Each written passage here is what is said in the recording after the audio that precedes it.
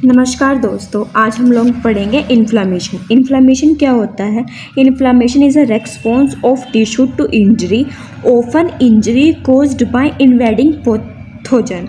इसका मतलब है कि इन्फ्लामेशन हो रहा है, रेस्पॉन्स का टिश्यूज़ में इंजरी हो रही है। और इंजरी क्यों हो रही है? इंजरी हो रही है किसी इन्वेडिंग पैथोजन की वजह से। ये इसको बोलते हैं इन्फ्लामेशन। इसकी एक इजी डेफिनेशन है जो मैंने लिख रखी है, वो है a condition in which a part of the body become red, sore and swollen because of infection and injury. यानी कि एक कंडीशन जिसमें बॉडी का कोई part become red, sore and swollen हो रहा है because of injury and infection की वजह से, उसको बोलते हैं हम इन्फ्लामेशन। इसका हमें पता कैसे चलेगा कि इन्फ्लामेशन है? अगर कोई बॉडी में स्वेलिंग है, पेन है, ब्लड फ्लो इंक्रीज हुआ है, रेडनेस आ रही है, टेम्परेचर हाई है यानी कि फीवर है, तो हम इसको बोल सकते हैं कि इन्फ्लामेशन हुआ है। अब इसके इन्फ्लामेशन के कॉजेज़ क्या क्या हो सकते हैं?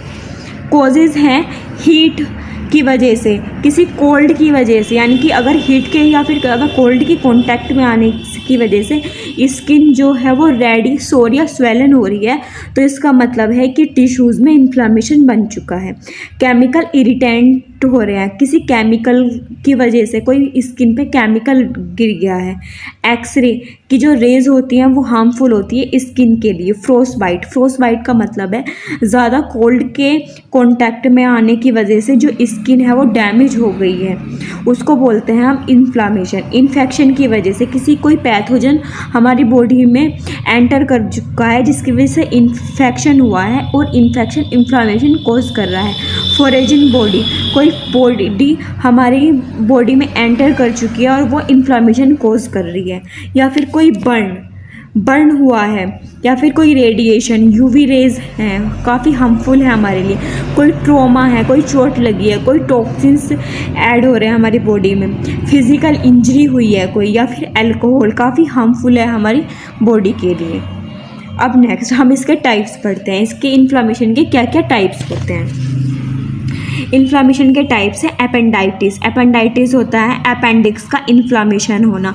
फ्रेंड्स, यहाँ पे भी आइटिस वर्ड हो जाता है, तो इसका मतलब ये होता है कि यहाँ पे इन्फ्लामेशन की बात हो रही है।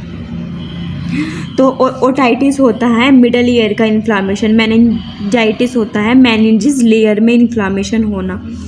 ब्रेन की 3 लेयर्स होती हैं, पिया मैटर, अर्कनोइड, ड्यूरा मैटर। उन लेयर्स में इन्फ्लामेशन हो जाना मेनिंजिस लेयर में मेनिंजाइटिस वो बोलते हैं। कोलाइटिस होता है कोलोन का इंटेस्टाइन का सबसे लार्जेस्ट पार्ट एक्सेप्ट रेक्टम, उसको बोलते हैं कोलाइटिस। सिनाइटिस होता है म्यूकस लेयर में इन्फ्लामेशन हो जाना। वेस्कुलाइटिस होता है ब्लड का इन्फ्लामेशन हो जाना। साइनोसाइटिस बोलते हैं साइनस का इन्फ्लामेशन। पैनक्राइटिस को बोलते हैं पैनक्रियाज का इन्फ्लामेशन। सिस्टिटाइटिस को बोलते हैं इन्फ्लामेशन ऑफ यूरिनरी सिस्टम। फिब्लाइटिस को बोलते हैं वेन का इन्फ्लामेशन होना। टॉन्सिलाइटिस को बोलते हैं टॉन्सिल का इन्फ्लामेशन। डर्मेटाइटिस को बोलते हैं स्किन का इन्फ्लामेशन। अब हम पढ़ते हैं कि ये ऑनसेट ऑफ डिवाइडेड इनटू 2, ये एक्यूट और क्रोनिक में डिवाइडेड हैं। तो एक्यूट क्या होता है? Rapid onset due to pathogen and physical injury, या फिर कोई बॉडी में एग्जैक्ट अगर किसी पैथोजन ने एंट्री करी है या फिर कोई फिजिकल इंजरी हुई है तो उसको हम एक्यूट में काउंट करेंगे। क्रोनिक में उसको बोलेंगे कि अगर कोई पैथोजन हमारी बॉडी में काफ़ी पहले से एंटर हुआ है और वो स्लोली हमारे इम्यून सिस्टम को सप्रेस कर रहा है, तो उसको बोल देंगे हम क्रोनिक इन्फ्लामेशन। अब ये दिखते कैसे हैं? क्लिनिकल मैनिफेस्टेशन, यानी कि इसके सिम्टम्स क्या क्या हैं। रेडनेस होएगी, हीट होएगी, बॉडी लॉस ऑफ फंक्शन हो जाएंगे, स्वेलिंग होएगी, पेन होएगा। अदर सिम्टम्स क्या क्या हैं? एनोरेक्सिया होएगा, यानी कि हमें भूख नहीं लगेगी, वीकनेस हो जाएगी, फीवर होएगा, वेट लेस हो जाएगा, रेस्टलेसनेस, बॉडी फेस करेगी। अब इसके हम पढ़ते हैं पैथोफिजियोलॉजी। इसकी पैथोफिजियोलॉजी क्या है, यानी कि ये किस तरीके से होता है बॉडी में, इसका मैकेनिज़्म क्या है। किसी भी कारण की वजह से, किसी बॉडी हॉट की वजह से, कोल्ड की वजह से, किसी ट्रॉमा की वजह से हमारी बॉडी में कोई किसी कारण की वजह से मास्ट सेल एक्टिवेट्स हुई हैं, और जो मास्ट सेल होती हैं वो पार्ट होती हैं WBC का, वो रिलीज़ करती हैं न्यूरोट्रांसमीटर, जिसका एग्जांपल है हिस्टामाइन, सीरोटोनिन, ल्यूकोट्रिन, प्रोस्टाग्लैंडिन। और जिस हार्मोन की वजह से फीवर या फिर पेन होता है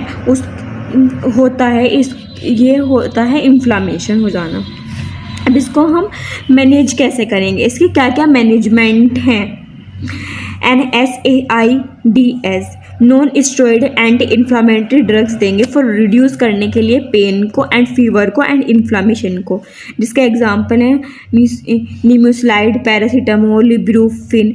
पैरासीटामोल फीवर के लिए दी जाती है और ये पेन के लिए दी जाती है, और निमोस्लाइड एक एंटी इन्फ्लामेटरी ड्रग है। और सेकंड पॉइंट है anti inflammatory agent like corticosteroid देंगे, जिसका एग्जांपल है डेक्सामेथासोन। थर्ड पॉइंट है anti inflammatory drug for reduce secretion of histamine mediated, example है लिवोसिट्राजिन हाइड्रोक्लोराइड। नेक्स्ट एग्जाम्पल है टू रिड्यूस करने के लिए edema we should provide RICE. RICE एक एब्रीवेशन है जो यूज़ करी जाती है रेस्ट के लिए, R for rest, C for compression of organ, I for ice application, E for elevation. यानी कि हम पहले पेशेंट को रेस्ट कराएंगे, कंप्रेस करेंगे बॉडी के ऑर्गन, आइस की एप्लीकेशन देंगे, फिर बॉडी को एलिवेट करेंगे, एनकरेज करेंगे फिर पेशेंट को for taking plenty of fluids. तो ये था इन्फ्लामेशन के बारे में। अगर आपको ये वीडियो अच्छी लगी हो तो please subscribe my channel. Thank you.